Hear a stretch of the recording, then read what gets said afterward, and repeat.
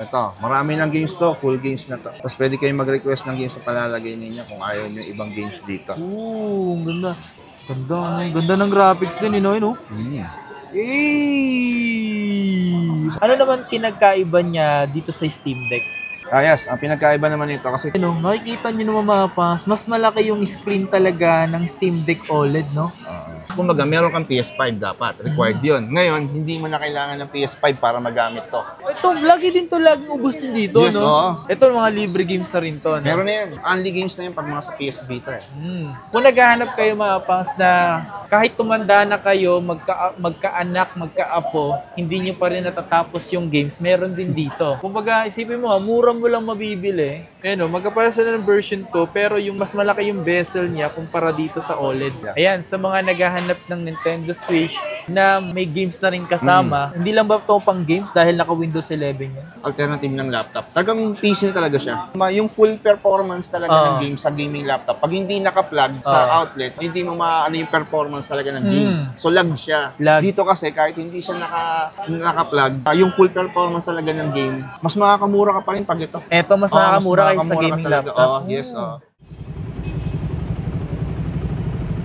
Rageway Shop.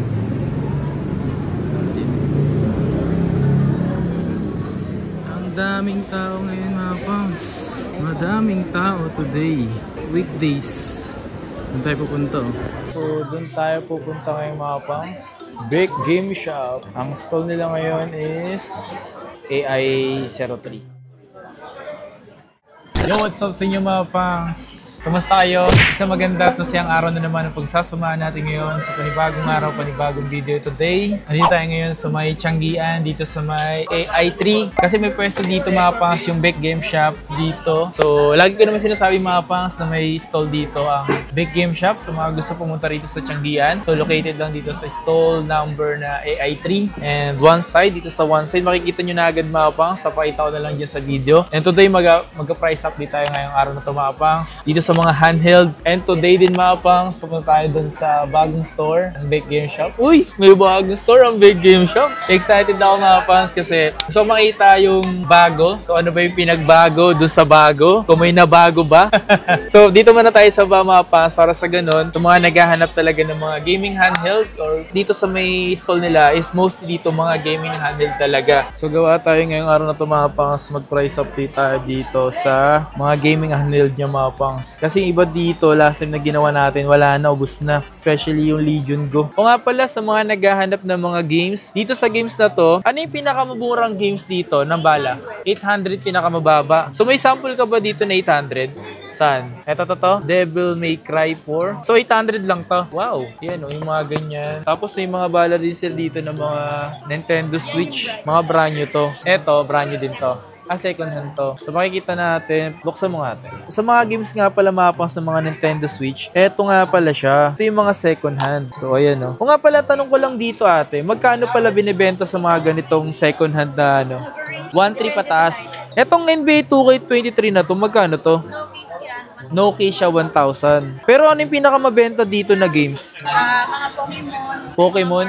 Yung pala yung mga mabenta mga pangs, yung mga larong Pokemon, Mario. Siyempre ako, kahit ako, fan na fan talaga ako ng Mario. Mario talaga. So tara, hintayin lang natin si Kuya Yuri mga pangs. May nasikaso lang, then gawa, price update na tayo. Ano yung nilalaro mo?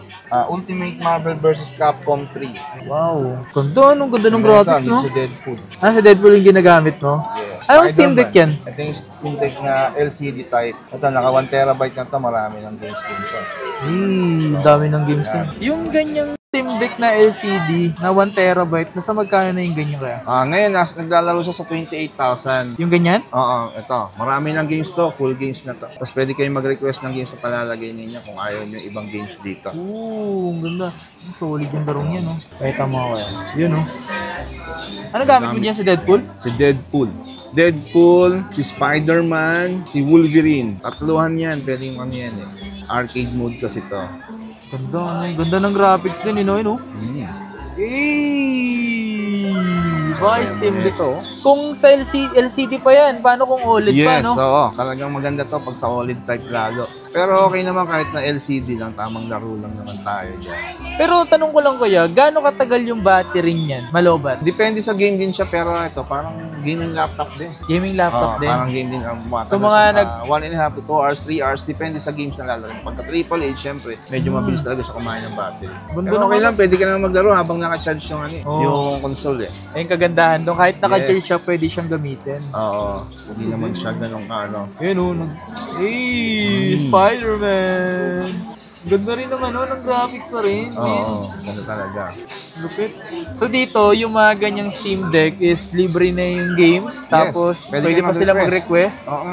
Wow, kahit latest, pwede sila mag-request. Pwede naman eh. Kung ano yung nasa listahan natin, pwede lahat yan. Yan yung mga bago, yung mga Tekken 8, mga Dragon Ball Sparking Zero, yung Metaphor na bago. Pwede natin lagay yan, Silent Hill 2. So kahit anong games, basta yung pwede dito sa Yes. Nice, ito mapans yung available. May listahan naman tayo ng games eh. Ito namang ito yung isang version niya, yung pinaka-latest niya na... Mas maliit yung bezel nito. Yes, Sige mas malaki yung screen nito kasi nga mas manipis yung bezel niya. Compare mo rito sa LCD. Pero yung sa size niya, mas malaki ba yung isa? Parehas lang talaga sila. Parehas lang Kumbaga size. malaki lang din sa screen nito eh. Yun nga lang yung bezel lang talaga malaki. So lumaki yung OLED na screen niya dahil doon sa bezel lang. Pero parehas lang sila. Kung ano yung mga accessories nito, pwede rin dito. Pati naman yung likod niya parehas din naman sila. Wala naman sila pinagkaiba. Ang ano man itong OLED, syempre, mas maganda yung contrast ratio nito, mga OLED. Kung makikita mo naman, Oo. Kung makikita mo talaga, napakaganda ng contrast ratio ng OLED. Tsaka, syempre, mas magaan to. Compare mo naman dito sa LCD na. Ano yung pinakamura dito na Steam Deck? Like yung mababang gig? Ang pinakamababa natin itong gig ko, 256 gig, nasa 23,000 lang. 23,000? Full games na rin yan, yes. Yung ganito mga pos, meron silang 23,000 na 256 gig. Yes. Sumunod dun sa 256 gig. 512, 25,000 naman. 25,000. So dito, siyempre, sa LCD yun, dito naman sa OLED. Sa OLED naman, 34,000. Straight use yan, complete yan. Ilang gig yun? 512 gig. Ang dami rin games niya, no? Yan, nakasetup na lahat yan. So, lalariin nyo na lang talaga. Kung hindi nyo naman bet yung mga games na yan, pwede tanggalin niya, papalitan ng bago. Pwede na natin palitan ng bago yan. Basta mag-request na lang kayo mga pangs. Yes. May 1 terabyte niyan. Meron. Yung 1 terabyte nito, 38,000. 38,000. Yes. Pwede Okay, alam ko yung ilan sa inyo mayroong gustong tanungin. Tanungin na lang dito sa mismong Facebook page nila na Bake Game Shop or kaya punta kayo dito kay Kuya Yuri. Yan si Kuya Yuri. Dito na naman ako lagi. Makikita nyo naman mga pangs, mas malaki yung screen talaga ng Steam Deck OLED, no? Yung quality talaga niya mas na-enhance dito, no? Yes, mas na-enhance talaga yung quality niya ng 90Hz na to yung FPS na to. 90Hz na. Yes, sa first version na LCD lang na Steam Deck is 60Hz lang yan. Dragon Ball, Favorite ko pa naman laruin yung ganyan. Boy. Dati pag naglaro ka ng ganyan sa mga video game, parang ang kulit ng graphics, no? Parang one side lang, hindi ganyan. Ganda na, ito na siya. Yung parang 3D yan talaga, 3D na, no? Angas. Ganda ng pagkakagawa, men. May mga tutorial naman yan, paano yung mga pipindutin mo na din. Okay. Kung makikita mo ito naman yung ROG Ally, no? Ito Z1 or Z1 Extreme? Z1 Extreme. So dito naman kuya, itong ROG na to, ano naman kinagkaiba niya dito sa Steam Deck?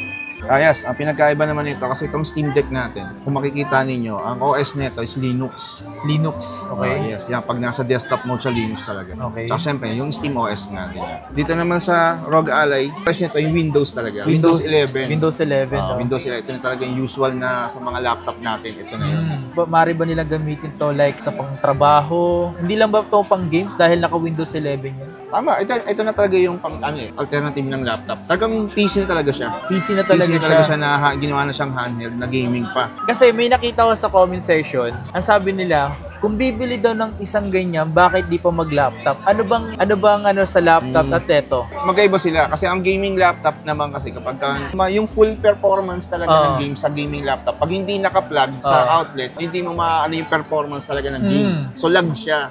Dito kasi kahit hindi siya naka-plug, yung full performance talaga ng game, mas magagawa mo, mas maganda magagawa mo rito. I-click mo lang naman 'to, naka-turbo mode siya or performance, silent performance. So syempre kung nagiging nag-game ka, i-click mo siya sa performance or turbo. Pero kapag itamang nagbo-browse ka lang, silent mo lang para dahil bumaba yung battery niya. Sobre, mas na siya, kumbaga ahead na siya sa laptop, di ba? Kung tutusin, kumbaga pagdating sa gaming, ahead na siya. Di sumunod naman, pwede ba siyang i-connect dun sa, pwede siyang gawing laptop din?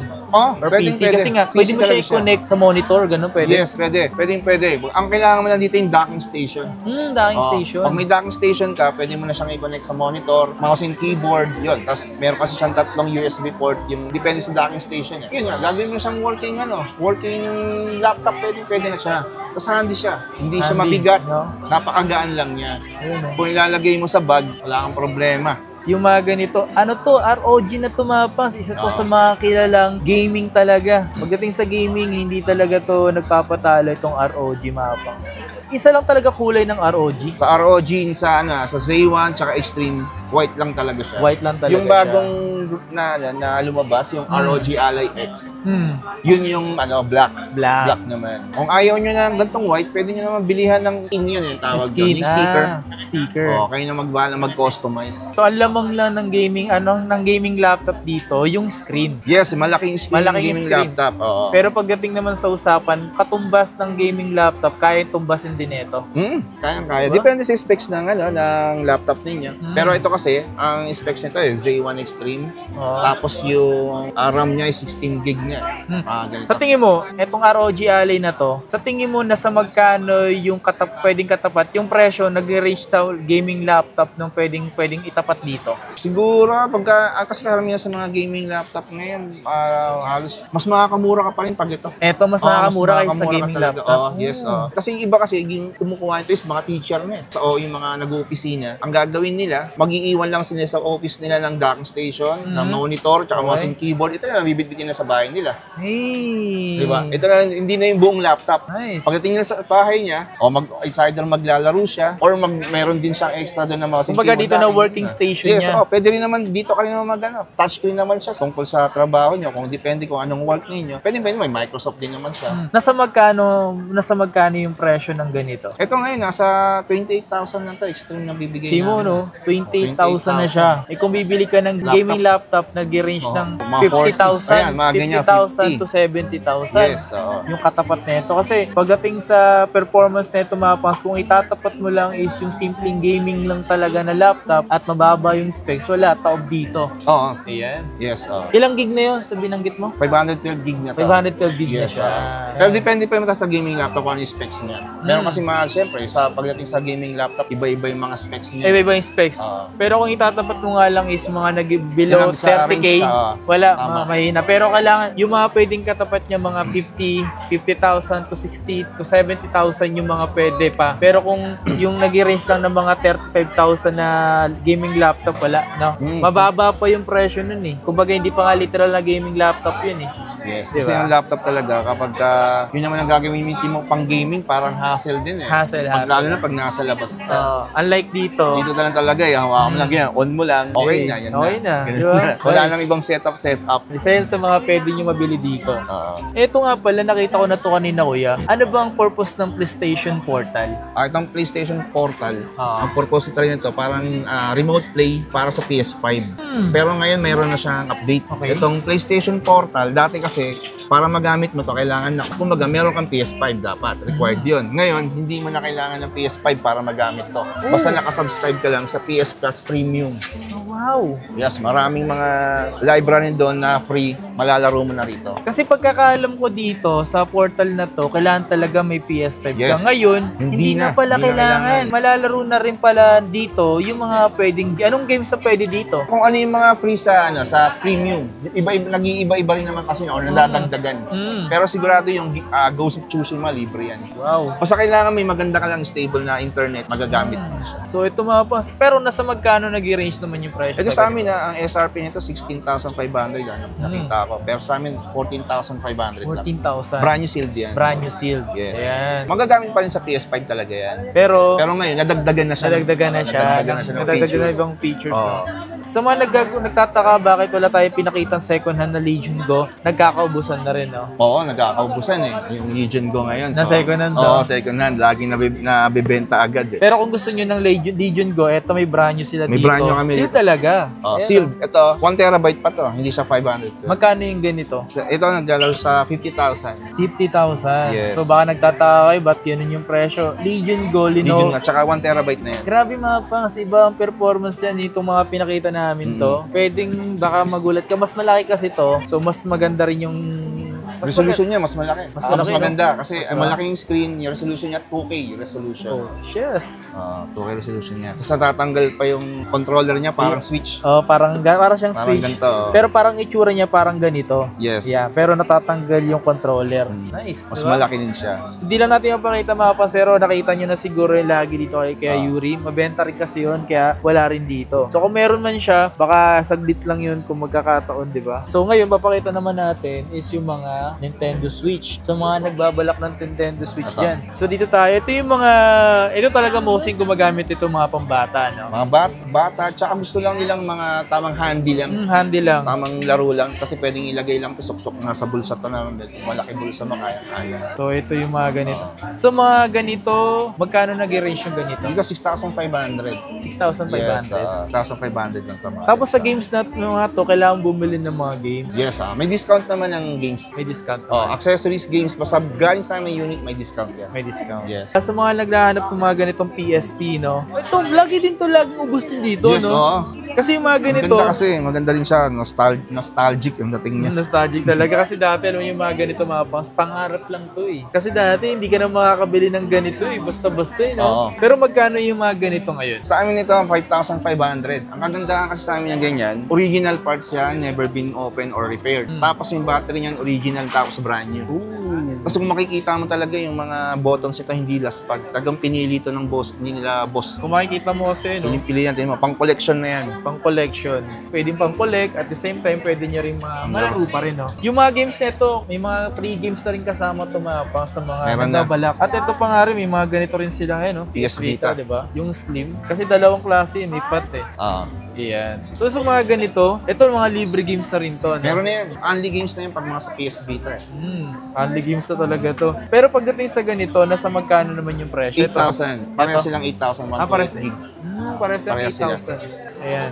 So, ito yung mga mabibili nyo na may mga games na rin talagang kasama na mura lang. Pero, kung naghahanap kayo mga pangs na kahit tumanda na kayo, magkaanak, magkaapo, hindi nyo pa rin natatapos yung games, meron din dito. Meron din, no? Kaya, Oo, meron meron ganun na parang kahit yung apo mo, hindi nyo pa rin matatapos yung games. games. Sobrang dami. Tapos ang kagandahan pa doon, dito sa papakita ko na tumapangs, ano to, mura lang. Kumbaga, isipin mo, mura mo lang mabibili. Hindi pa rin tapos yung games. Ito yung Unburnick, ang nag-iisang alamat. Yung games nito, mga pangs, hindi mo kayang tapusin. Pero magkano yung mga ganito? Ayan, 3,000 pesos naman Yeah, sa atin. isipin nyo, 3,000 Gamitin pesos mo na lang talaga yan. At the same time, pwede mo rin to i-connect sa TV. Yung ganito. Yes. Ito yung HDMI niya, yung maliit lang na HDMI. Gusto mo dagdagan ng games yan, pwede ba dagdagan ng games yan? Nabibitin ka pa. Grabe, no? Kung bitin ka pa dun sa dami ng games na yun, pwede pang dagdagan. Pwede pa madagdagan Marimar. Yung mga ganito, dito isa to sa mga budget na handheld na mabibili mo rito. Yes. Full of games na rin to. Siyempre, dito, ito yung natatanggal na, yung mga ganito. So, pagdating naman sa, ito, ano ba to? Yan yung OLED? Nintendo Switch OLED. Yan yung Ito OLED. yung OLED mapas. At nakikita nyo naman, version magkapares lang sila ng version 2. Ayan o, magkapares sila ng version 2, pero yung mas malaki yung bezel niya kumpara dito sa OLED. Ayan o.